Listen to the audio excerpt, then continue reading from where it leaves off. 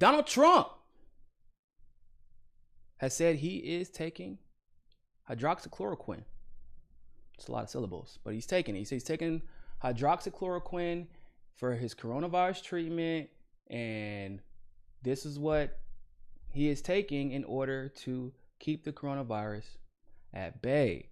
Now, he was attacked for this, and me not really caring at all what the FDA had to say about anything, I didn't understand why he was being attacked by it, or for it, excuse me. Because I thought, like, oh, well, maybe if he's being attacked for it, then it's because some independent researchers have discovered that the hydroxychloroquine not only doesn't work for coronavirus, but it might exacerbate the situation. It could cause death.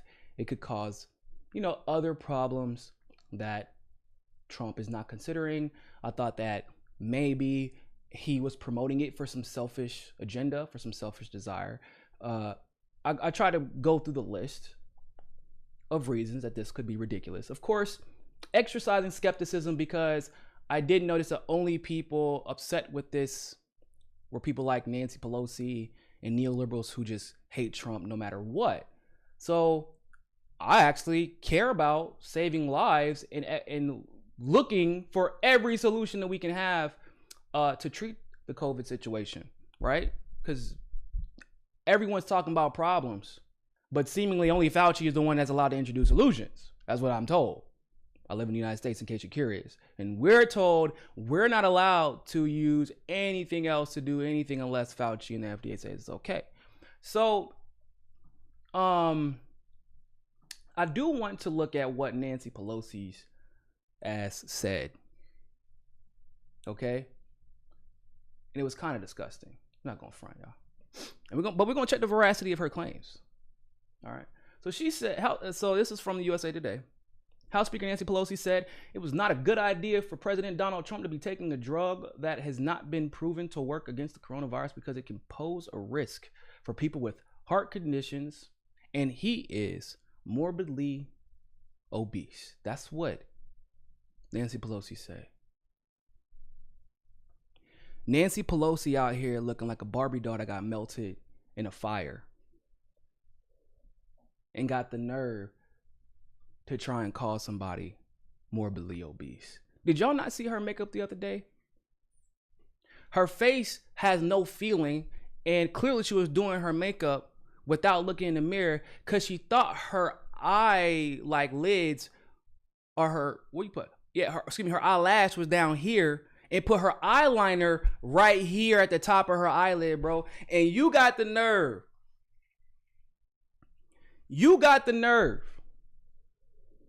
To come out here, call somebody morbidly obese, and you out here looking like a damn melted ice cream cone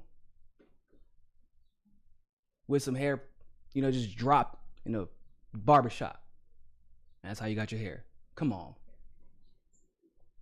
Everybody wants to be PC until it's time to insult the person they don't like. Huh? Isn't that crazy? Let's continue. Donald Trump told reporters on Monday that he has been taking hydroxychloroquine for about a week and a half to stave off infection from the coronavirus. The news stunned many health experts because the drug normally prescribed for lupus, arthritis, and as a prophylactic measure to prevent malaria, has not been thoroughly tested for use against the coronavirus, which has killed more than 90,000 Americans. Despite the lack of clinical testing, Trump touted the drug for use against the virus for more than a month, saying he had a feeling that it was effective, and he was telling Americans, what do you have to lose? Take it. So, did anybody find any problem other than Nancy Pelosi unironically trying to insult someone's weight? Anybody find a problem with anything I just read here? We're in the middle of a pandemic, right? We are, right? We're in the middle of a pandemic. Everybody knows it. Everybody's really bitching. I shouldn't say. There's a lot of people who are bitching about staying inside. Why? Because we don't want people to get infected. Okay, cool. Why? Because we want to save lives. We don't have enough solutions. We don't have enough solutions. So everybody quarantine themselves because we have to prioritize getting a solution before we do anything else, before we reopen the economy, et cetera, et cetera, et cetera. Cool. Got it. Here's a problem. Now I know that everybody's so excited and focused on getting this one vaccine to solve all of our problems, right? Okay. Yeah. Okay, cool. Yeah. Everybody's excited about that. However, what the hell do you mean hydroxychloroquine has not been thoroughly tested to see if it can treat the coronavirus? If this virus is deadly enough for you to shut down the entire nation, you better be thoroughly researching goddamn ibuprofen to see if it could substantially decrease your likelihood of getting the coronavirus or surviving it. You need to be researching everything. You got enough to, you feel confident enough to criticize Trump for using it after not doing enough research on it. What? Hold up. I'm just trying to. So you don't know what the hell the thing can do to the virus. You don't know. You admitted that you have not enough research on it. Nancy Pelosi damn sure ain't no doctor either. And she needs to find a better face doctor because, boy, Jesus, God, I cannot stress enough how much she looks like a melted Barbie doll. I'm not even joking. But that's neither here nor there. Stop bringing that stuff up, y'all. Anyway, let's continue. But you don't know if the drug is effective. You admit this because there's not enough research. Nancy Pelosi doesn't know if the drug is effective. She admits it because there's not enough research. Okay. So nobody knows if the drug is effective, at least in America and our government, because there's not enough research. So how about we do more research?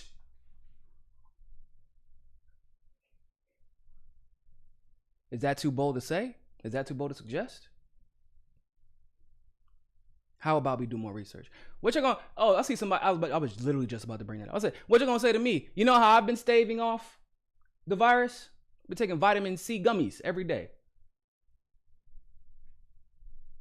Were you gonna laugh at me too? We haven't done enough research to figure out whether or not vitamin C is enough. How's your heart, Niko? Oh, you idiot. You don't even know how healthy your heart is. Why are you taking vitamin C to fight off coronavirus? You just sit in your house and wear your mask. You know what's funny about that?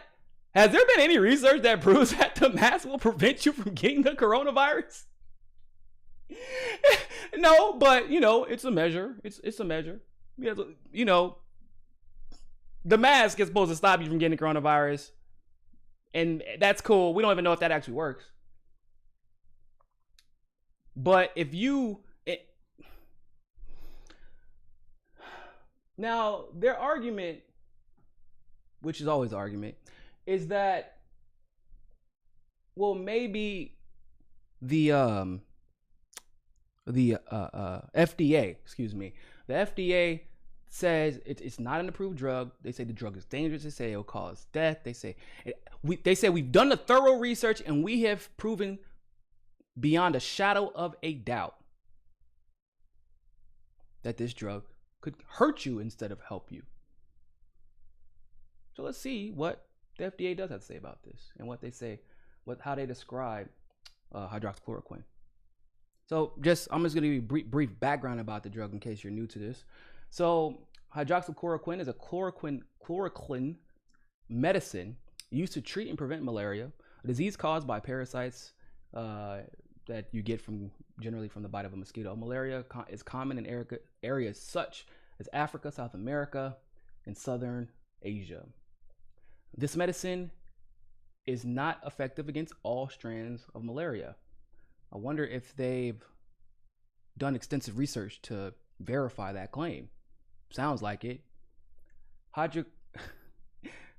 Hydroxychloroquine is not effective against all strains of malaria or against malaria in areas where the infection has been resistant to a similar drug called chloroquine.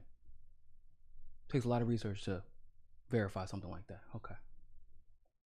Now, it does say that hydroxychloroquine has also been used to treat symptoms of rheumatoid arthritis and discoid or systemic lupus erythematosus. Now, hydroxychloroquine has not been approved to treat coronavirus or COVID-19. Okay, not been approved. However, the U.S. Food and Drug Administration has authorized emergency use of hydroxychloroquine in adults and adolescents weighing above 110 pounds who are hospitalized with COVID-19. And hydroxychloroquine is being used to try and stop the coronavirus from spreading in your body. It is not yet known if hydroxychloroquine is safe and effective treatment for COVID-19. And its use is still experimental. Hold up, what? Hold up. But Twitter told me, y'all, and Twitter never gets it wrong.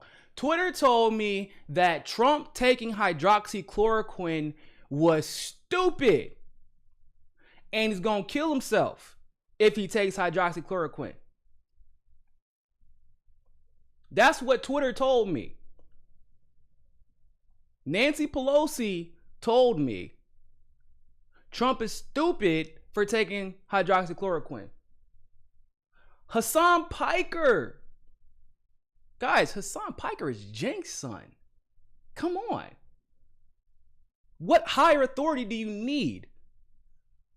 He said Trump is silly for taking hydroxychloroquine. But the FDA, good God almighty, the FDA isn't even agreeing with your establishment narrative.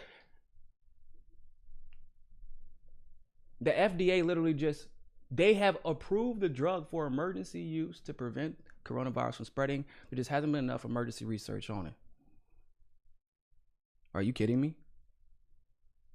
Even the FDA was like, man, hey, we don't know if it's going to work 100%, but shit, we ain't going to tell you not to use it.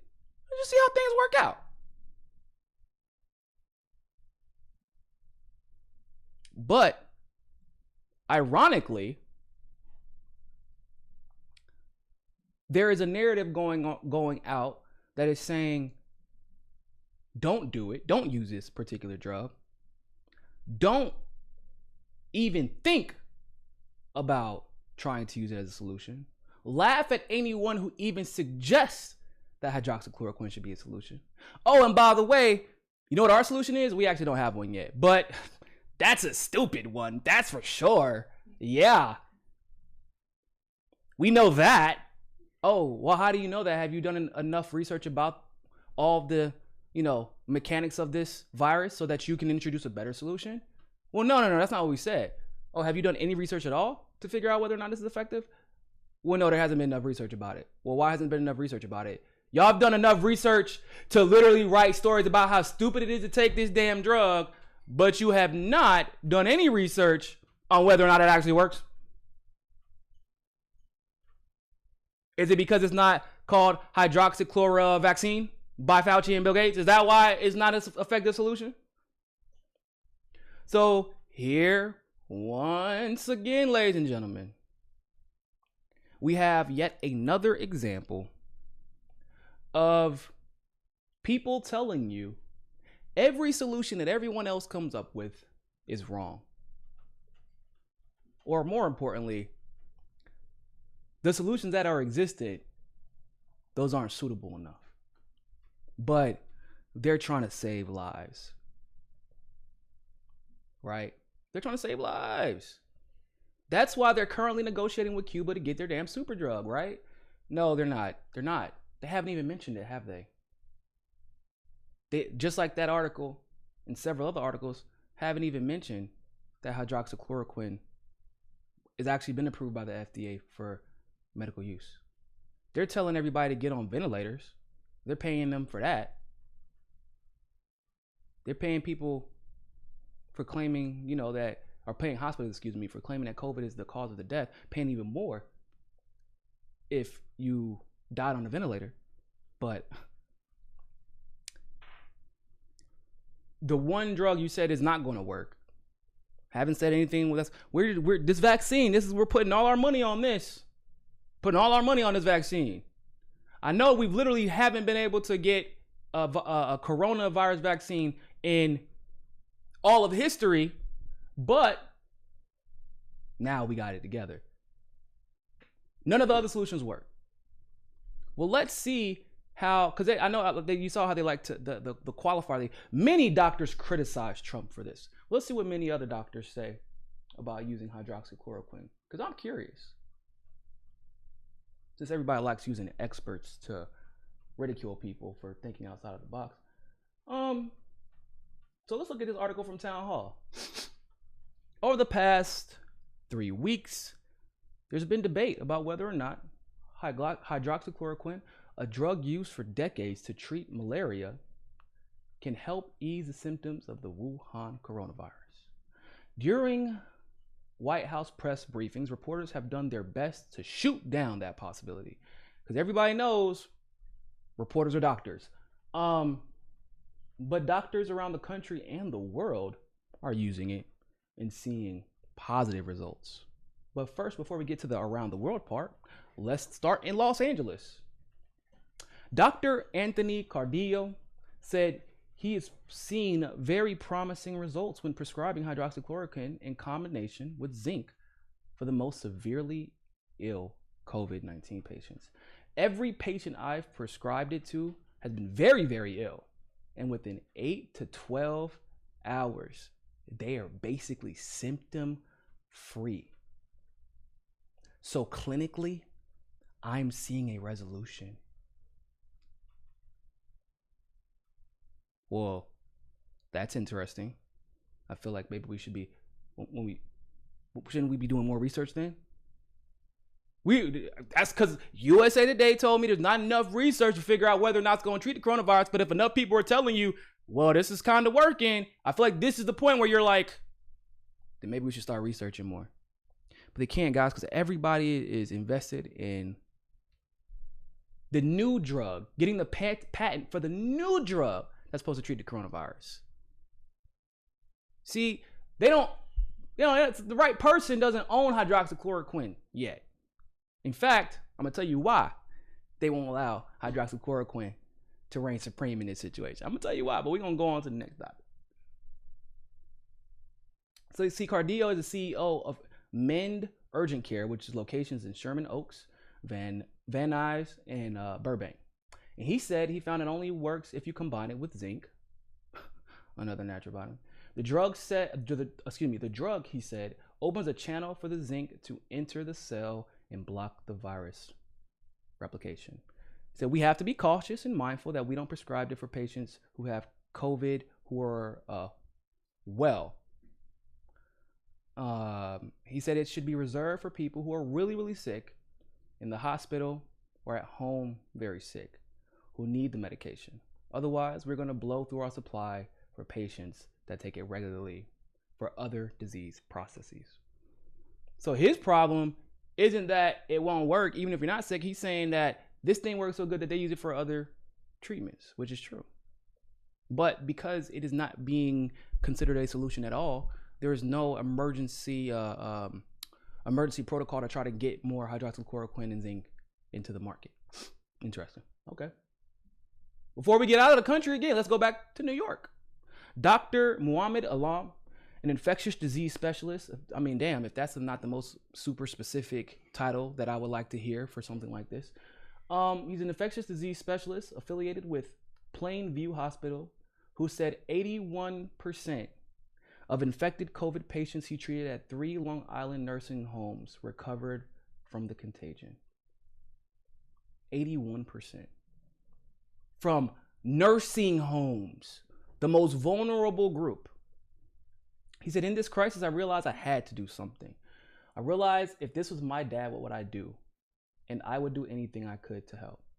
Alam said he decided he cannot apply the touted combination of the anti-malarial hydroxychloroquine and antibiotic zinc because the side effects could potentially be fatal for high-risk patients, many of whom had underlying heart conditions. So instead, he replaced the zinc with another decades-old antibiotic that doesn't pose any known risks to the heart.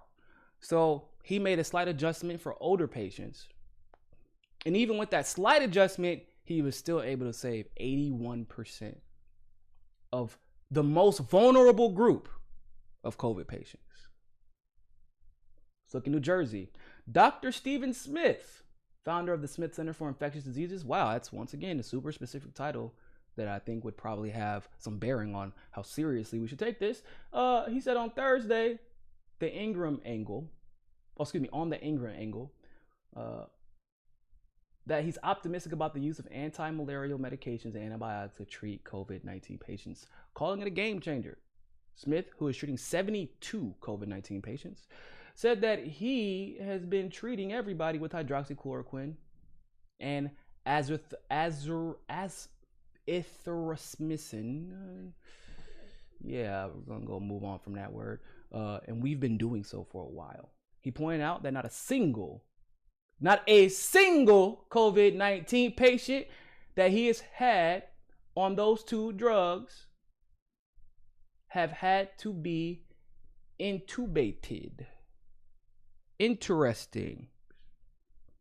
Now, around the world, an international poll of thousands, in case the other 2 or 3 did not work out for you, an international poll of thousands of doctors rated the malaria drug hydroxychloroquine the best treatment for the novel coronavirus. 6,227 physicians surveyed in over 30 countries. 37% said hydroxychloroquine was the most effective therapy for combating the potentially deadly illness, according to results released Thursday. The survey conducted by the global healthcare polling company Sermo found that 23% of medical professionals had prescribed the drug and the virus, far less in other countries. Outside the United States, hydroxychloroquine was equally used for diagnosed patients with mild to severe symptoms, whereas in the United States, it was used commonly for high-risk patients, the survey found. The medicine was most widely used in Spain, where 70% of physicians said they used it. Now, for those of you who don't know, I think the second most affected country at the time when it first popped off was Spain. And 72% said they prescribed it. Now I'm confused. So you telling me other countries decided, hey, if this might be a possible solution, let's go ahead and try this? You telling me other physicians, thousands of them, have said, bold move, let's give it a shot. So enough. I would say that sample size is enough to say to oneself, hey, I get it. Maybe we do need a vaccine. Not from Bill Gates, once again. But maybe some people feel like we do need a vaccine for this. But in the meantime, maybe we should be conducting research on multiple solutions instead of assuming one solution is the correct one. And most importantly, maybe we should do some research before we decide to unilaterally ignore a solution, to make fun of people. Because y'all want to make fun of Trump, go ahead and call the CEO of a goddamn medical healthcare system. Y'all go make fun of him. Y'all go explain to that doctor who is using the drugs of which names I cannot pronounce to solve these problems in combination with hydroxychloroquine. Y'all go tell him that he's silly. Now, what's funniest about this is that some people really don't they say Trump is an idiot. Trump only looks out for himself. Trump is a selfish man. He's a megalomaniac. He's an egotist. All probably true, right? They say all this stuff about Trump, right? He's self-centered, self-important, self-righteous. Okay. So if you accept all those things as true, then what is the number one thing you have to accept as true? If Trump is going to look out for anybody in this world, is going to be Donald J. Trump. This man is the same one who doesn't drink alcohol. Same one that doesn't do drugs. Never has done a drug. Because he's all about some Donald Trump. Don't want to put no quote unquote poison in his body.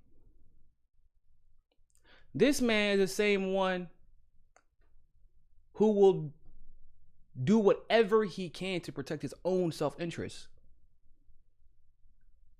And he also just happens to be the president of the United States, who probably has more access to research and information, doctors and professionals, classified and non-classified info, than any of us could ever hope to have.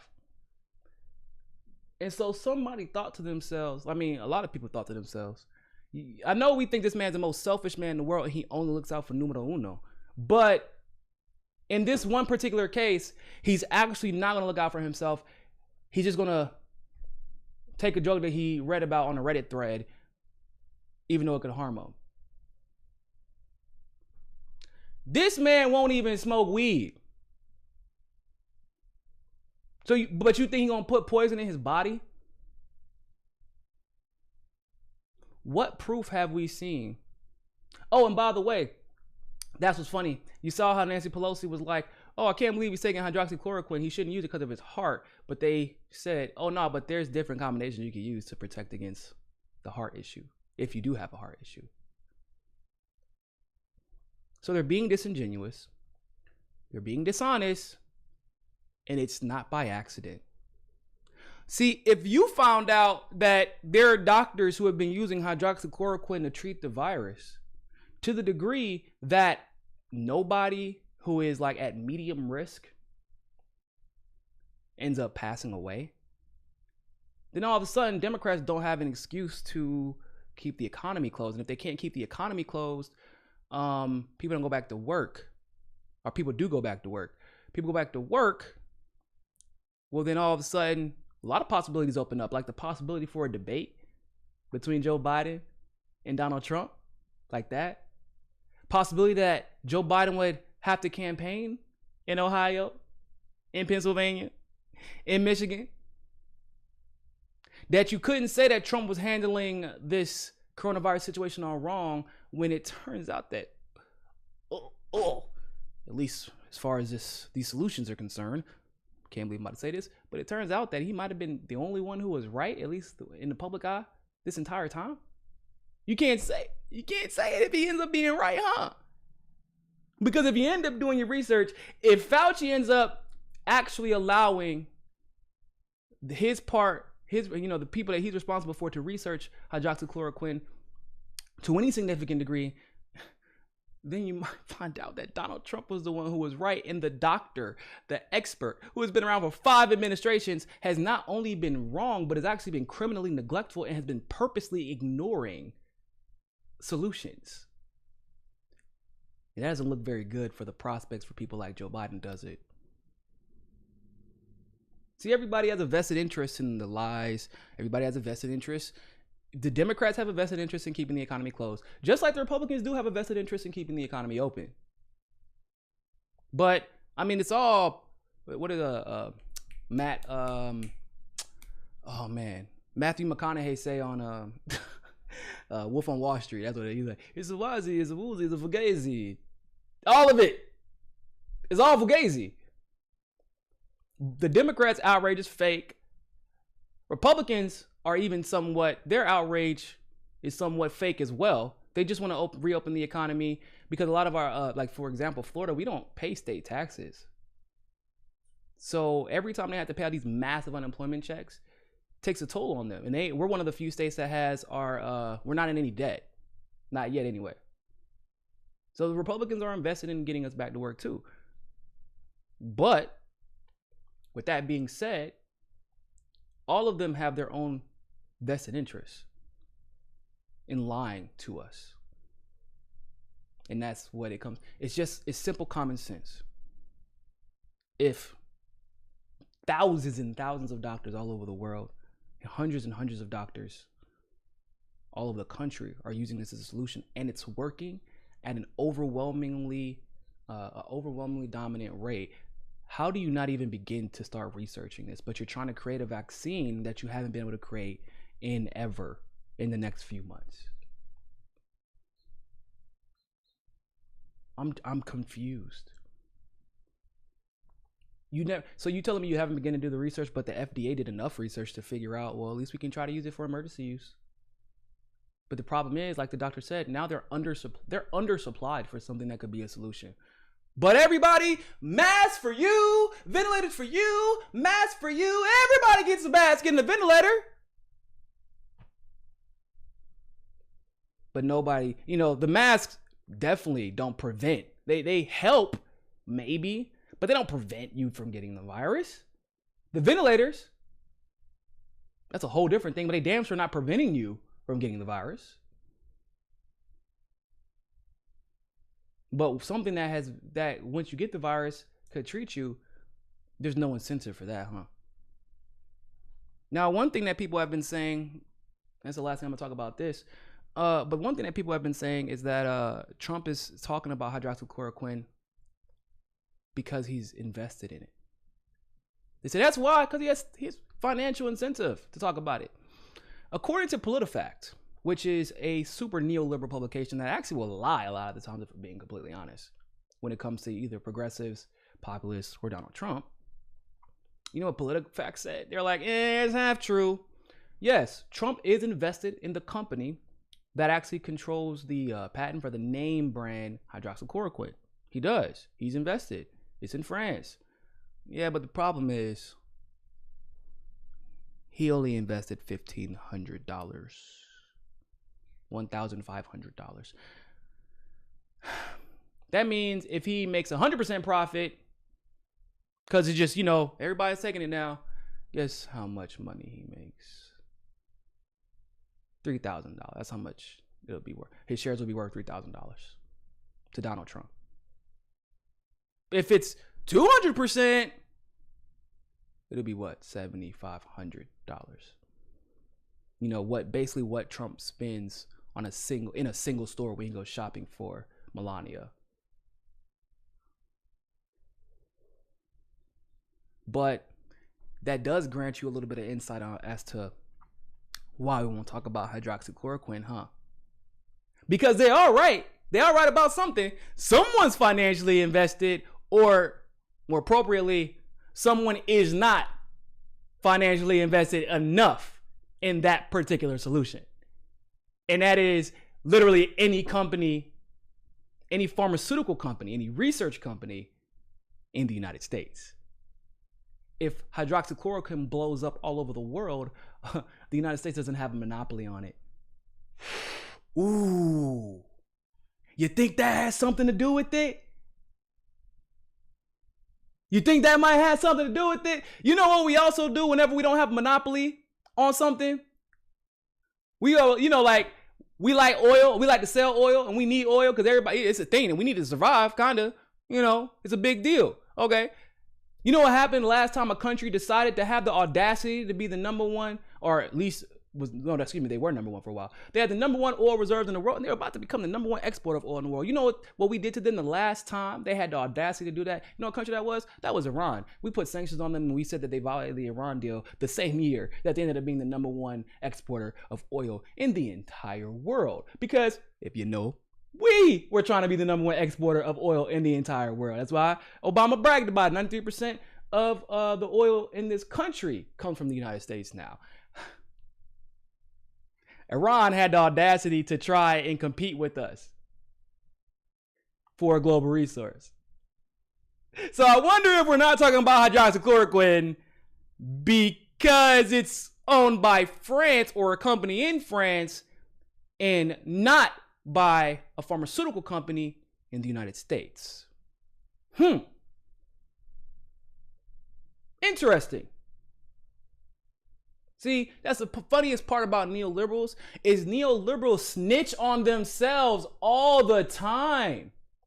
What they do is they reveal their self-interest by accusing someone else to be guilty of the very same thing they are actually guilty of. They do this all the time, whether it be on purpose or by accident. They're like, see, Trump is just trying to financially enrich himself because he's invested in the company that owns hydroxychloroquine. Except, no. Yeah, he is, but not to any significant degree. In fact, no American, at least no public figure American, no political figure that has any control over it, none of them are invested. None of the pharmaceutical companies, nothing. Nobody. Yeah, that's the problem. The problem isn't that Trump is financially invested in. The problem is that none of us are. And we can't have some shit like that during a global pandemic. Well, we are ambulance chasers here in America. We need all the monies. And if hydroxychloroquine or even Cuba's solution becomes the number one and number two solution to treat this, then we get no stake in it. And all the hustle and bustle will be for naught. And Bill Gates will have to go back to being the CEO of Microsoft. Interesting. That's all I'm saying. It's interesting. If you like that segment of Mikasa Sukasa, don't forget to like the video and smash that subscribe button. Want access to members only live streams, behind the scenes footage, and other premium content? Well, you can endorse us on Rockfin Premium, become a patron through Patreon, or you can sign up for the MCSC Premium membership through YouTube. All the links are in the description below. But hey, more than anything else, always remember, Find your balance. Find your balance. Find your balance. Find your balance. Find your balance. Find your balance. Find your balance. Always remember, more than anything else, find your balance.